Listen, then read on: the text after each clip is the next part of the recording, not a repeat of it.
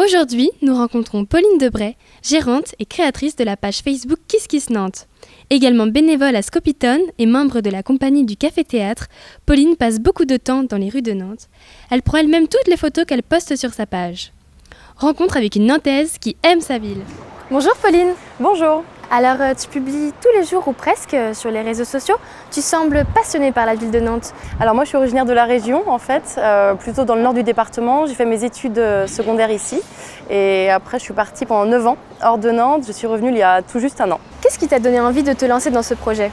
En fait, ce qui m'anime, c'est de pouvoir diffuser de l'info culturelle, de l'actu, des sorties, des bons plans sur Nantes. Alors, je suis très attachée au territoire, en fait, de pouvoir valoriser un territoire. Je trouve que quand on arrive sur Nantes, ou même quand on est là depuis longtemps, on est très vite noyé dans l'information des bons plans, des sorties, des sites à visiter, des actus, etc. Et j'ai voulu faire une sélection quoi faire à Nantes cette semaine, ce week-end, des sites à visiter, etc. Alors toujours avec mon regard, c'est toujours le problème, c'est très subjectif.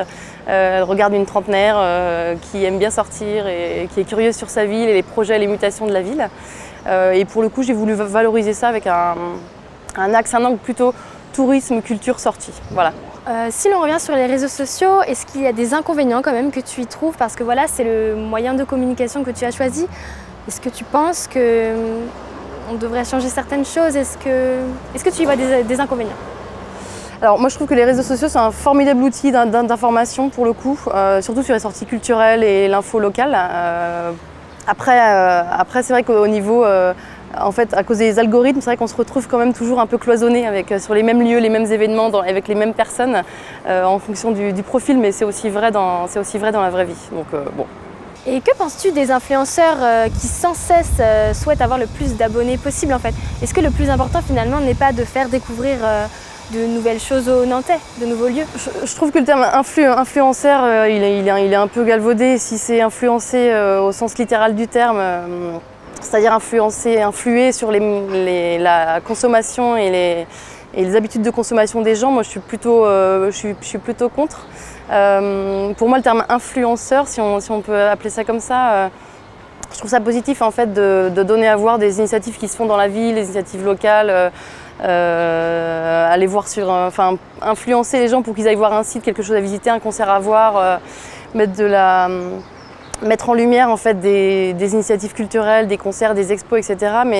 Mais détaché de tout esprit mercantile en fait. Voilà, à partir du moment où si on est influenceur pour que les gens consomment encore et encore, je vois pas l'intérêt. Voilà.